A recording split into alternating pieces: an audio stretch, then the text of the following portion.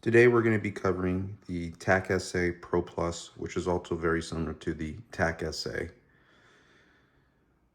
We will be covering the disassembly, the maintenance, reassembly, and we will talk about how to function test the TAC SA or TAC SA Pro Plus. The tools that you'll need today is a 3/16 hex key, a 964, a 3mm if you have a sling attachment, and a 1/8. If you have an optic on your launcher, most optic mounts will have their own tooling, so just make sure that you have the proper tool to remove your optic mount as well. The O-ring lubricants that we'll be using is the PepperBall O-ring lubricant. This is a clear one, and the PepperBall O-ring grease. Just like with any launcher prior to maintenance, the things that you want to do is ensure that the launcher is on safe, that there is no projectiles, and that the air is either turned off or depressurized. So with the TAC SA Pro Plus, the first thing I want to do is ensure that the platform is on safe. This is a barrel lock safety, so as I look at it, I can see it's nice and flush. If it were on fire, you would see a red ring as such. So go ahead and place it back on a safe. Next, you want to make sure that the air is turned off. I can see that this red lever or the on-off valve is turned towards the off position, and you can also see it underneath as well. Next, I want to ensure that there are no projectiles, so the hopper has already been removed. So to move the hopper feed net clamp, you want to rotate this lever down and pull it towards the rear, exposing the breech. Go ahead and visually and physically confirm that there is no projectiles inside the breech.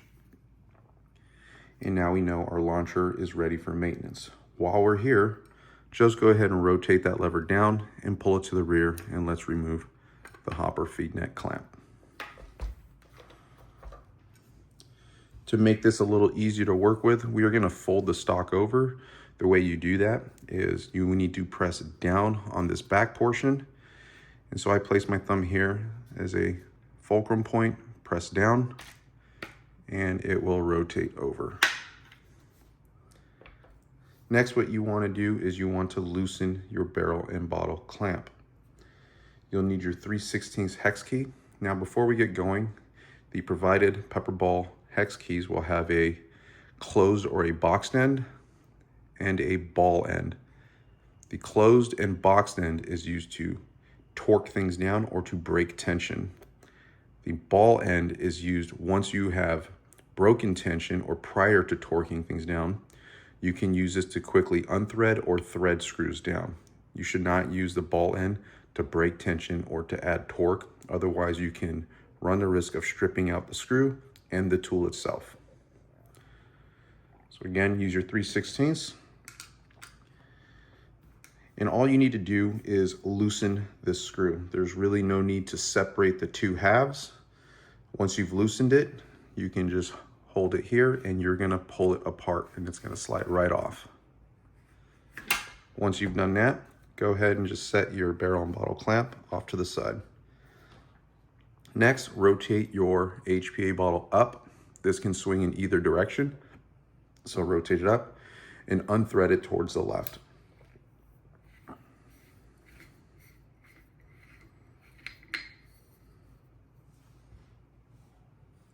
Once we've done that, the next thing you want to do is remove your barrel.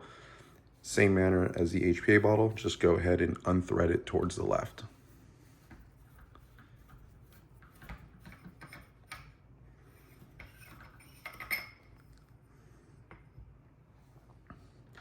Now, something I like to do, the charging handle is back, so it's under spring tension right now.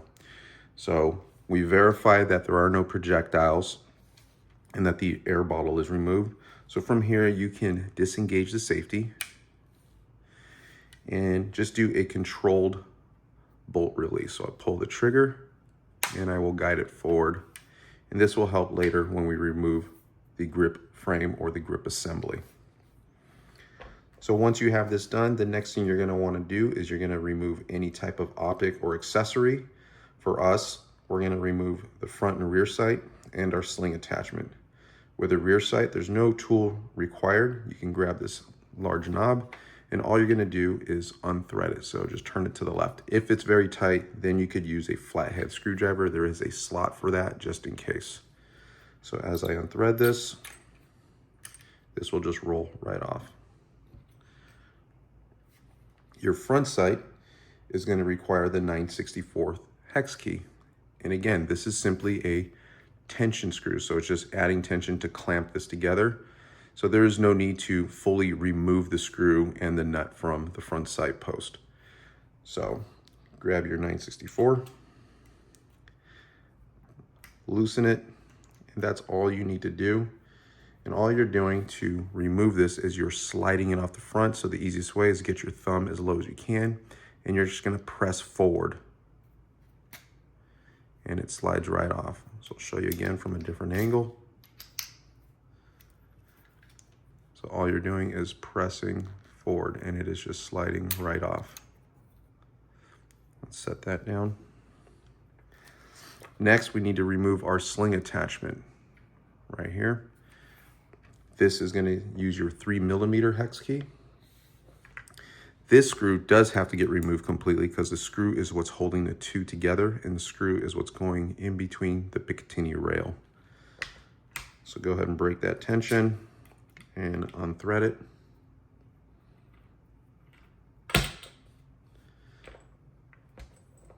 And here are the two halves. We'll just thread this together loosely so we don't lose any parts.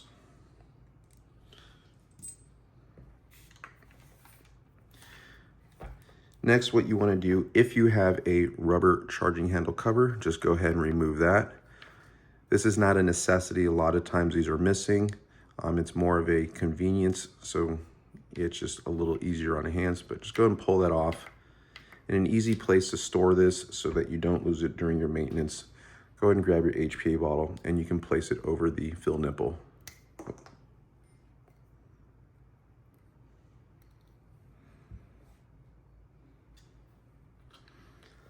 Next, what you're going to want to do is loosen your grip frame screws. From here on out, we will be using the 1/8 hex key. With these screws, you have the area where you insert your hex key. On the reverse side, you will see it's squared off and sits in a recess. So these screws meet in the middle. It is a male and female ended screw. So what we're going to do is once we loosen both of these screws first, we will need to add counter pressure on the reverse side. With these screws, you always want to make sure that your hex key is seated fully. So now that we've broken tension, I will place my finger on the reverse side as counter pressure and go ahead and unthread this screw. And we'll set this to the side.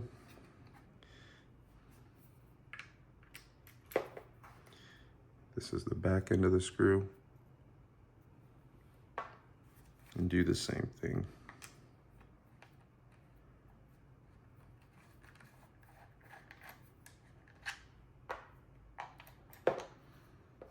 Once those screws are removed, all you need to do is just pull this straight down to separate. This is another reason why we had the release the bolt to go forward. If not, it would be pulled back, being held by the sear. And as you pulled this, it would slam forward. So we're just kind of getting ahead of that and doing it in a controlled manner. Set your grip assembly off to the side. Next, you have your frame screws. You have 4. The one near the charging handle is going to be longer than the other 3. Also, the nuts that are on the back side, not all of them will fall out. Typically, what will happen as you remove the screw underneath the charging handle, the longer screw, that nut typically will fall out. If the other ones do not worry about it, just leave them in there. So same thing, let's loosen all 4 of these first.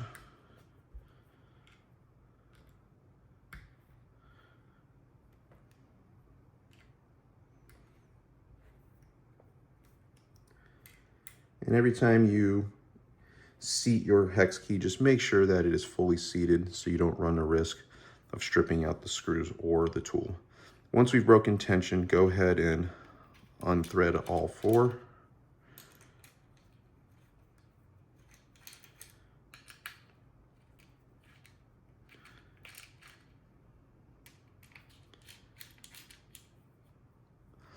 Once you've done that, just turn it over, let the screws drop. I'm still holding on to the body so that it doesn't fall apart on me. Now, before taking that apart, I'll show you the difference in the screw length.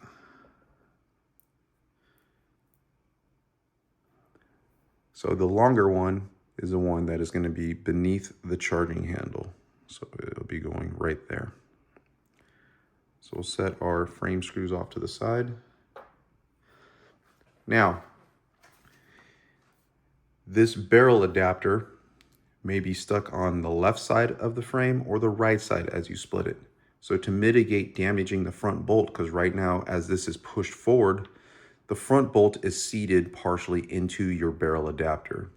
And so as you're splitting this apart, you will feel tension sometimes, and that's because your barrel adapter is on the other half of this clamshell frame. If you force it, you run the risk of snapping or chipping your front bolt. So an easy way to do it to mitigate that is, one, I split the back end first. So just pop the back end open, just like this. And I'm going to loosen my stock. And so as I do that, I open it up. The stock will come out, as you see here, and I will remove this. Typically what comes out with it is the hammer spring and guide rod and hammer bumper. And we'll talk about that more here in a second. But what's holding this in are these two locking lugs that seat into the rear of the frame. And this is an index, so it keeps it straight. So let's set our stock off to the side.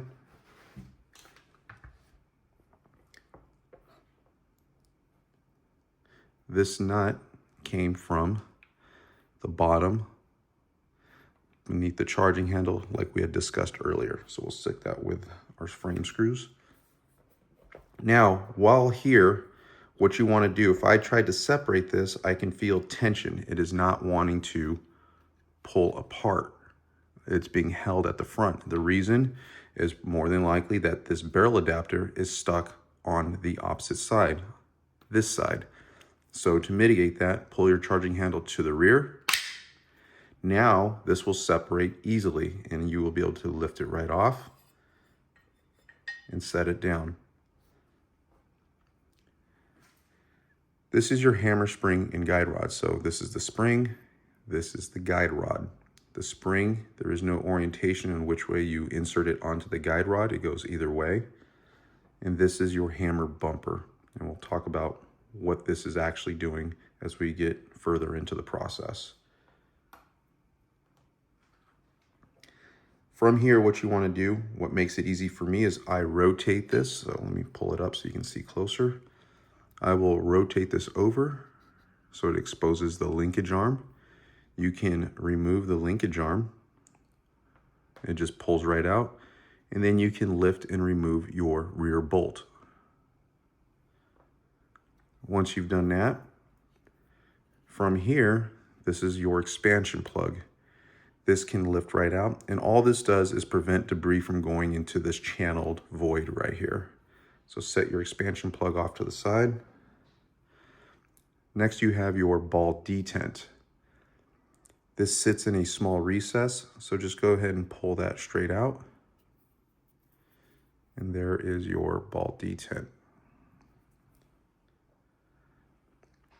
And last, before having to remove your front bolt, which slides off the power tube arm, you need to remove your barrel adapter.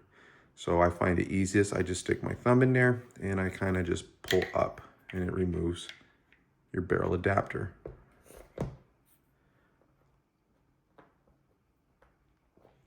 And last, go ahead and slide off your front bolt. So it slides straight off the power tube arm.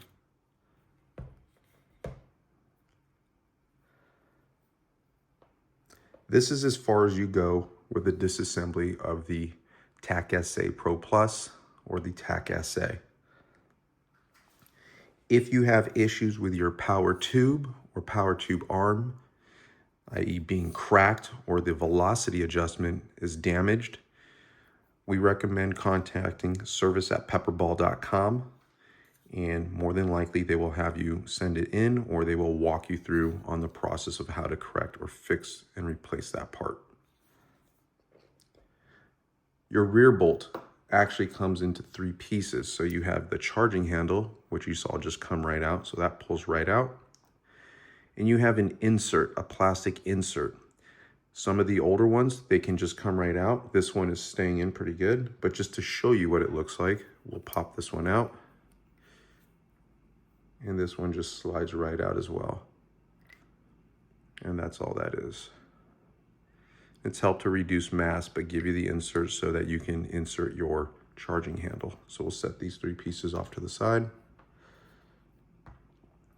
And that is your disassembly of the TAC SA Pro Plus.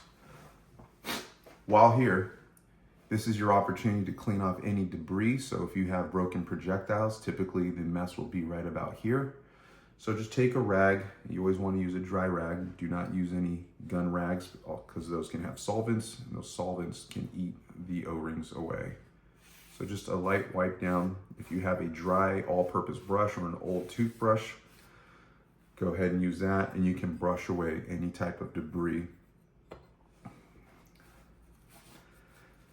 The things that you want to check for, I always start with the barrel, and I am just inspecting down the barrel, looking for any type of obstructions. This is looking fairly clean. This is a brand new barrel.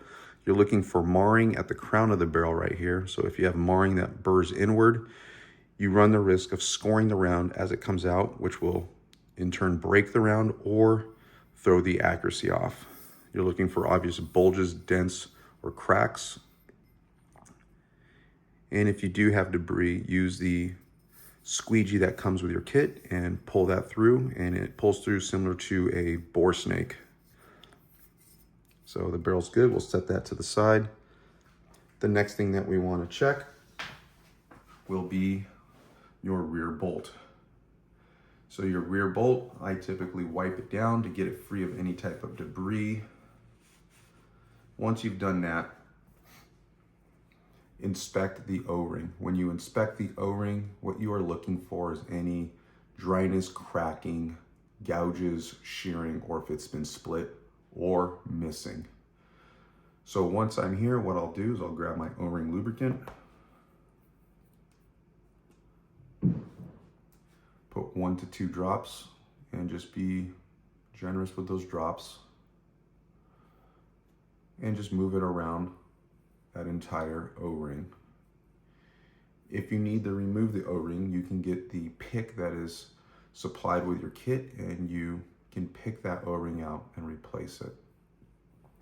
Once I've done that, because this is a piece that is moving back and forth and creating friction along the frame of this launcher, what I'll do is I'll grab a little bit of the O-ring grease, and I put a small coat on the rest of the body of this rear bolt. Again, you don't need much. You don't want to coat it so heavy that dust and everything just begins to gravitate towards it. You just need just enough so that when it sits in here and it is sliding back and forth, it has a little lubrication against the frame. So once you've done that, you can go ahead and reinsert your rear bolt insert, and just make sure that the holes are lined up. There is no right or wrong way to insert that as long as the holes are lined up. And then you can grab your charging handle and set that in. I usually wait with the charging handle towards the end, so let's just do that. Next, your linkage arm. You're just looking for any damage or if it's bent. But this is very low maintenance on the linkage arm. And I use whatever residuals on my fingers, and I will just go ahead and place that all over the linkage arm. And we'll talk about, you can add additional lubricant if you like. on the linkage arm once it's assembled, and I'll show you that later on. Next, grab your rear bolt. Same thing, I always wipe down the rear bolt. This is usually the majority of where debris goes. That's because when projectiles break, it is right here at the front bolt area. And so there is your O-ring for your front bolt. And let's see if we can, most times you don't need a tool, you can push it up and roll it out. So you can see kind of the O-ring that I'm pushing out right now. So all I'm looking for is any type of dryness, cracking, gouges, or anything of that sort. So with this O-ring, I use the O-ring lubricant, and I'll put 1 to 2 drops on there as well. And just push that in there. Whatever residual, I usually just push it around the entire bolt itself. And I'll take whatever's left on my hands and put it on that power tube arm, which is right here. Because remember, that front bolt is sliding around the arm.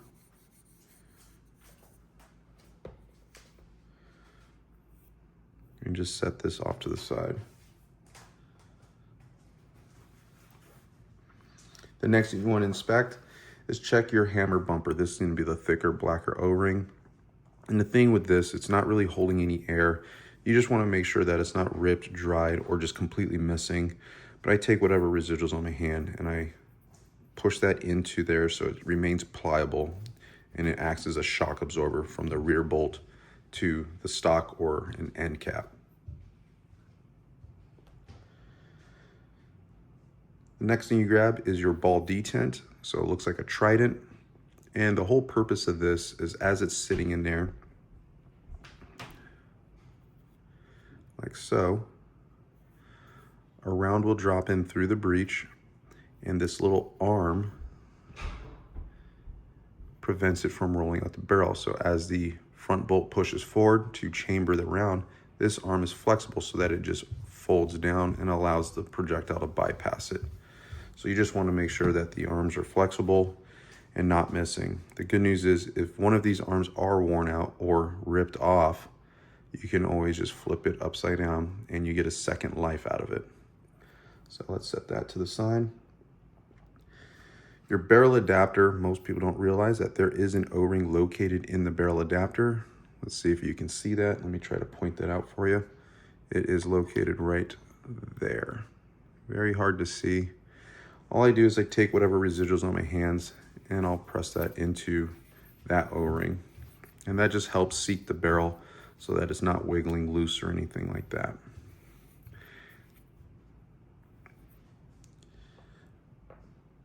Last, your hammer spring and guide rod.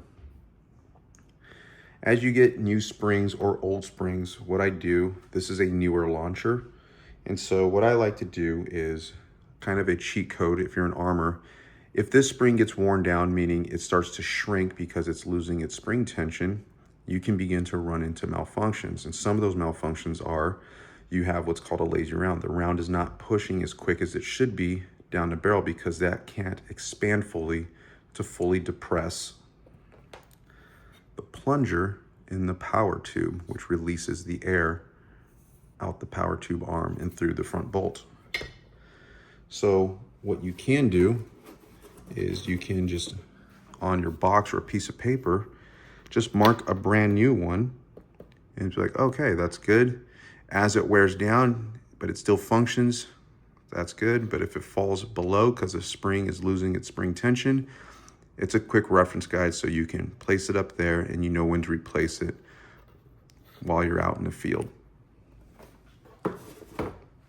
So let's set this to the side. This is a good spring. And you can either put some O-ring lubricant on this or a very thin coat of grease. I just use whatever residual. And the thought behind that is because this is constantly compressing against this, you just want to have a little bit of lubrication on this guide rod. Last, just go ahead and inspect your trigger assembly and sear. The sear looks pretty dry, and remember that rear bolt is sliding across this constantly. And so I'll put just a very thin coat of grease on there, And it doesn't take much, and that's all you're doing really. And the last portion will be your HPA bottle O-ring. And it's the same inspection as all the other previous O-rings. So same thing, I'll wipe this clean of any debris. And I will reapply 2 drops of O-ring lubricant. And move that around.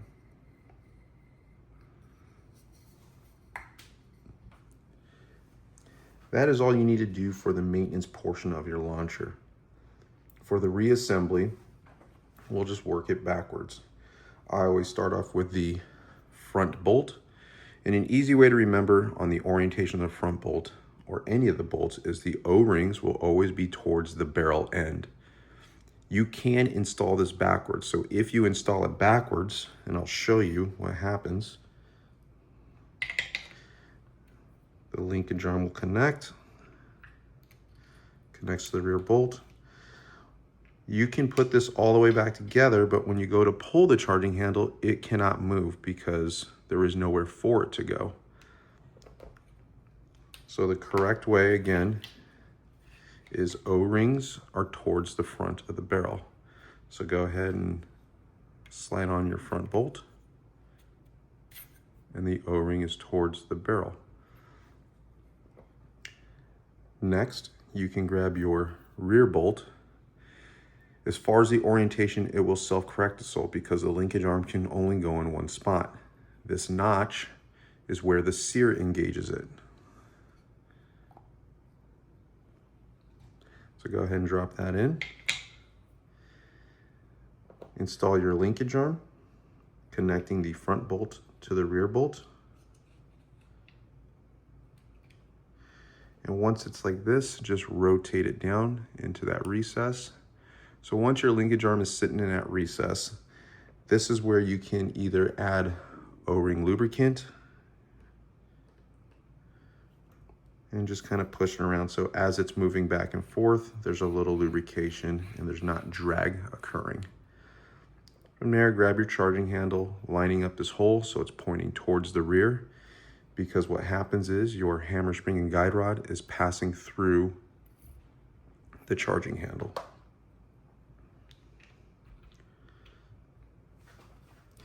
So now we have our front bolt, rear bolt charging handle, and linkage arm installed. The next thing that you want to do, go ahead and grab your ball detent and insert that into this cutout recess right here.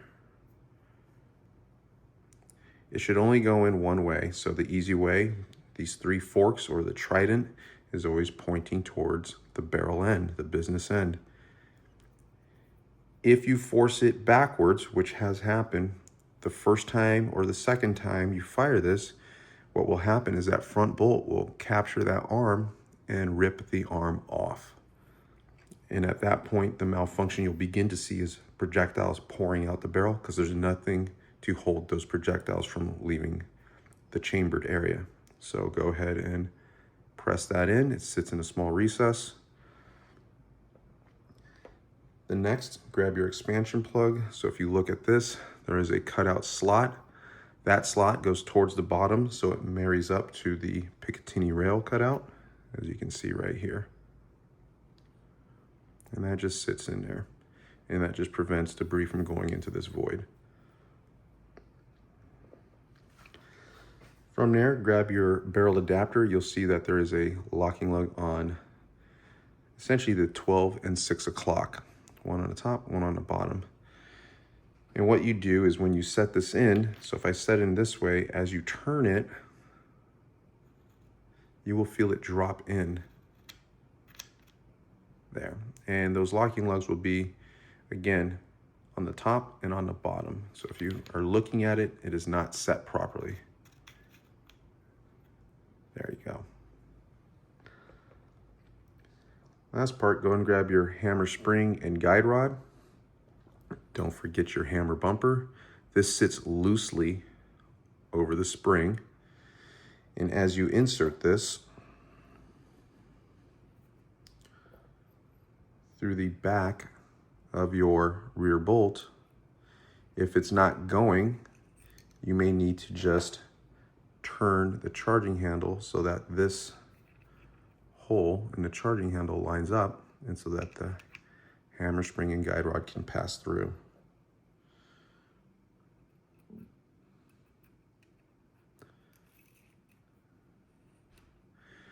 Now, as it sits loosely like this, what happens is as the rear bolt moves to the rear, this will actually align itself perfectly, and so that it acts as a shock absorber before it slams into the plastic stock or end cap. So we'll just leave that just like this. Once you have it here, all you need to do is grab your other half, your left half of the clamshell, and place it down. It should drop right on and be nice and sealed. If it is not nice and sealed, typically what happens is people want to try to fully install this, and what happens is as they push that, you can see what just happened there. The ball detent gets pushed out of place. And so if that happens and you try to install it now, you can see there's a gap, and you don't want to smash that down, because what you're doing is you're damaging the ball detent and it is not in its proper place. So go ahead and pull that back, reset your ball detent into that recess. What I do is similar to the way we disassembled it. I'll close this over. I'm holding the two together. I see that it's closed. And all I'm going to do is I'm going to grab my stock. This has an index line, so they can only go upright. And both these locking lugs need to be inside the actual end of the receiver. So if you look at the receiver, it has 2 slots in there, and that's where that fits. You do not want it like that. It needs to be both sitting in there.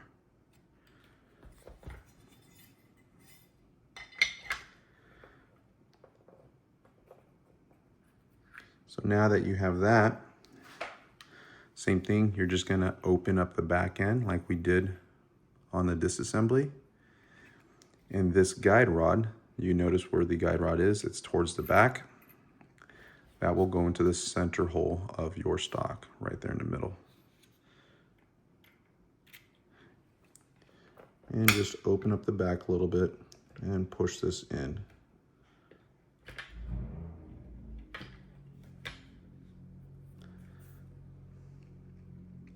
Once you have that there, I just hold it just like this, or you can leave it on the mat, but I always try to pinch it closed. Remember, the longer screw is going to be below the charging handle. That's your fixing point, the charging handle. But that nut is already removed. So what I do is I drop in these other 3 screws, because I know the nuts are on the back side, and I will start those again using your 1/8. Just quickly start those up. And you're not torquing anything down, you're just making it so that the 2 halves don't split apart. Once you got that, now you can grab the backing nut, place it on the back side, right there.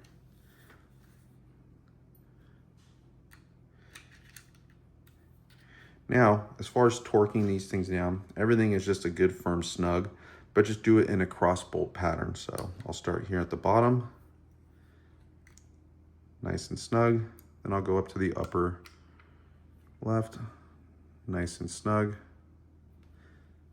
Drop below, nice and snug. And finally, the top right.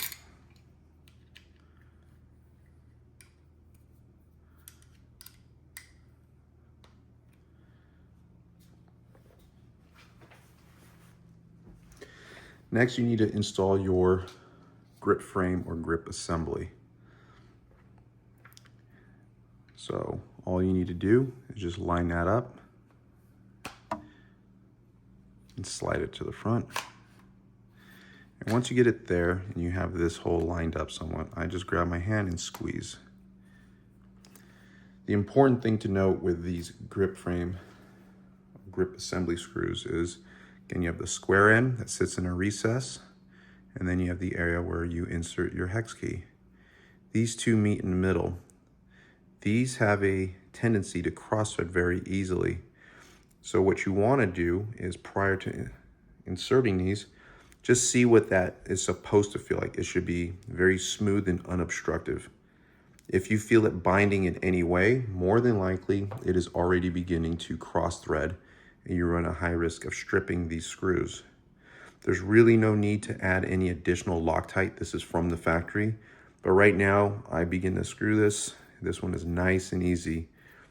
If you get the feeling that it is cross-threading or binding, like this now, stop, back it off, and then just slowly manipulate this. It's all about just touch. All right, so let's go and install these. So the square side, and I kind of hold this in loosely, and I'll start it by hand. Just very easy. I don't tighten this one down. I'm gonna go ahead and go to the back side now, because if you tighten one down, you can create essentially a pinch point where it's very difficult to get the back end because it's already tensioned so much on the front. So same thing, drop it into the square recess, roll it over, grab our screw, and just do it by hand, nice and easy. If you need the tool, that's fine. Just take your time with it so I can feel that this is going nice and smooth. And I'll double check this one. So again, I'll use the ball end just to quickly thread it just prior to adding tension.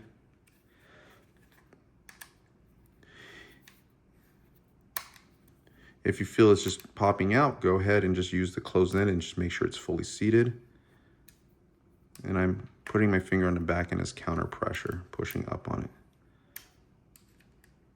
With these, you definitely do not want to over tighten these. These are just a good, firm, snug fit.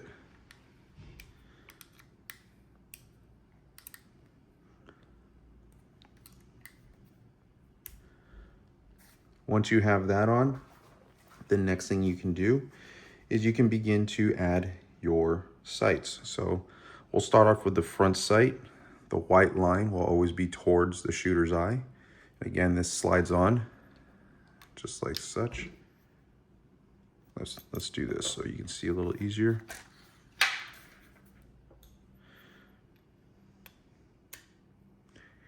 And you want to press it so that it is flush with the front. If it's pushed too far back like this, what can happen is as you try to place your hopper feed neck clamp so that the rounds will feed into the breech, it will prevent it from locking into the breech. So no rounds will be able to go through. You can see it's halfway lined up. You have to have this flush with the front so that it can lock into the breech. Once you've done that, go ahead and grab your 9/64 hex key and just apply a little tension. No need to over torque this at all. Next, go ahead and grab your rear sight. The easiest way to remember on how this gets oriented is this large tensioning knob will be on the charging handle side. You always want to put it as far back as you can without it overhanging. You don't want it to overhang like this. You don't want it so far forward either. Remember, the longer the sight radius, the better. So go ahead and thread that on and just hand tight that. The next thing that we need to install would be any accessories or optics. We don't have any on this, but we do have a sling attachment. So grab your 3mm hex key and separate the two halves. And for me, being a right-hander, I want this sling attachment on the left side, charging handle side. So I will move this over out of the way. And I prefer putting it on this second pick rail. So as you hold up, this is where the screw will pass through. So what it'll look like is this. And then all I do is I grab this piece here, close it, and then you can just start that screw.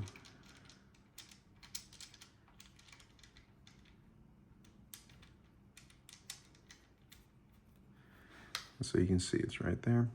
So I'll grab my 3mm and I'll go ahead and tighten this down. I'm gonna roll this back over. Next, you're gonna wanna install your barrel. Let's go ahead and grab your barrel. Same thing, just install it and just thread it in.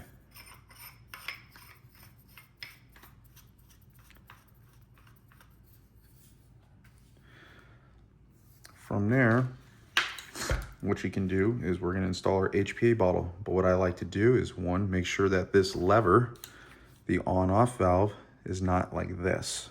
Once you install it, what can happen, you'll hear a little release of air, because what's happening is this is halfway engaged. So as you turn it off, what happens is this little nipple in there, this piece right there in the dead center, as I turn it on, you will see it rise up.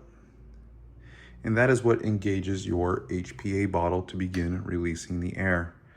So I always make sure that it is lined up with the off, just like that. And prior to installing it, I will put 1 to 2 drops of O-ring lubricant into there. And what that does is, as you pressurize this system, it will push the lubricant internally through the system and it helps seal it up as well. So go ahead and grab your HPA bottle. We're gonna go ahead and thread that on.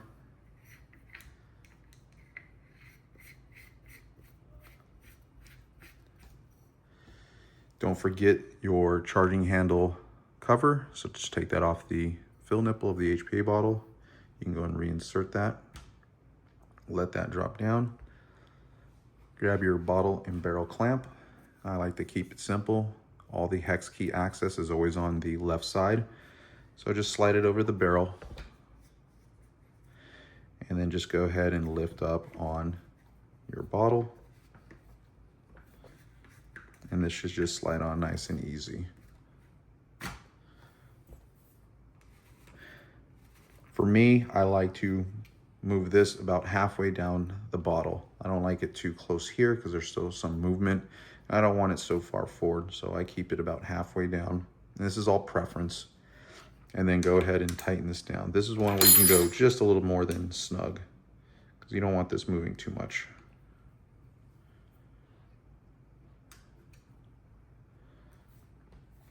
Last, go ahead and reinstall your hopper feed net clamp. Again, it's going to slide on from the rear, so you can see this little cut groove. It matches up with that. So let me see if I can get a better angle for you. So as I slide this on, here's what's happening. Slides on, it comes to a stop. Rotate your lever down, move it forward, and then the lever will self-right itself. I'm gonna leave it with the breech open.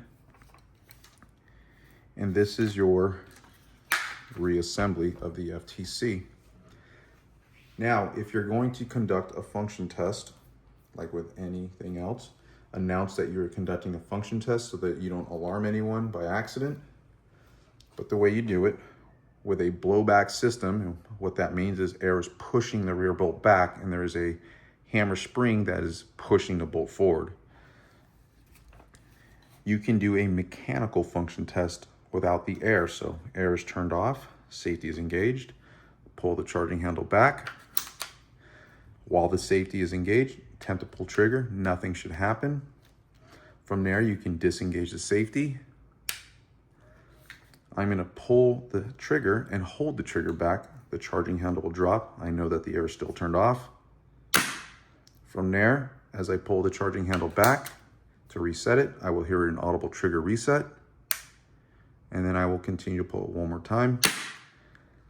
I'll place it back on safe, charging handle to the rear. From there, that is when you would turn the air on, announce you're doing a function test, point it in a safe direction, With the safety engaged and the air turned on, attempt to pull trigger. Nothing should happen. When you disengage the safety, you will pull the trigger and hold it. You're going to hear an audible pop. That's the air deploying out. You will listen for the trigger reset, and you will pull that trigger between 4 to 10 times. And the reason is you want to make sure that it is fully cycling. If you only did it once, remember, you've assisted the launcher halfway through the process by pulling the charging handle and locking it. So you want to make sure that it is fully cycling and that the sear is engaging the rear bolt at all times every time you do a trigger pull and reset. If you're doing long-term storage, I recommend turning the air off, hopper feed neck clamp to the rear, dropping the bolts forward, and what that does is it helps preserve the life of your hammer spring. Thank you. That's all we have.